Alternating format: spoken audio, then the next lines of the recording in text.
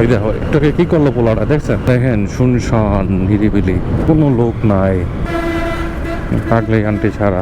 কত ময়লা পড়ে আছে, যাবে কিনা দেখি। সামনে পাখিদের সামনে একটু বসবো, বসার পরে কেউ যদি যাইতে চায়। আজকে নেটটা এমন টাইমে শেষ হয়েছে, মেয়াদ মনেই নাই। প্রতিদিন এই জায়গায় বাইক টাইক থাকে, আজকে আর বাইক নাই, কারণ আজকে সবাই ঈদের জন্য গেছে বাড়িতে।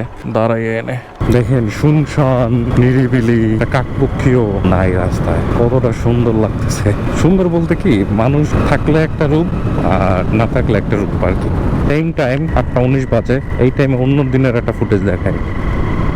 এই টাইমে এইখানে রাশি রাশি বাইক সাজানো থাকে। এই গুড়াগাড়া, তোরা কর কি এনে হাই গাড়ির তলে পড়ে কিন্তু মরবি তোরা। আল্লাহর ভালারা বোম ফুটায়, বোম ফুটায় এইটার সময়।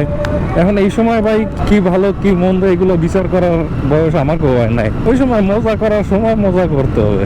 ঈদের দিনের হেমায়েতপুর দেখছেন কত সুন্দর, শুনশান নিরিবিলি। আল্লাহ দেখ এরা কি ভাই, রাস্তার মাঝখানে দাঁড়াই এরা ফটো সেশন করতে।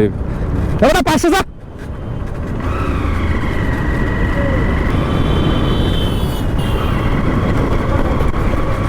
রাস্তার মাঝখানে ফটো সেশন করতে আছে। শোনেন, রাস্তার মধ্যে ফটো সেশন করতে আরো হেমায়তপুরের জায়গার মতো জায়গায় এই ফটো সেশন করতেছে, চিন্তা করেন।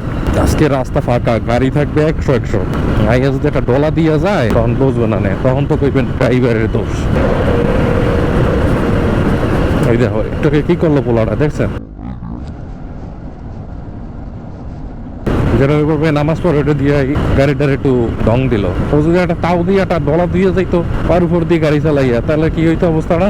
সব জায়গায় সব দুষ্টামি খাটে না ভাই। ম্যাচিউর অন আনম্যাচিউর থাকেন না। অবশ্য আমার যারা ভিডিও দেখে তারা বুড়াগারা কম আছে, বড়রাই দেয় বেশি। আন্দার বানাই লাগছে দৌমা দিয়া বাবারে।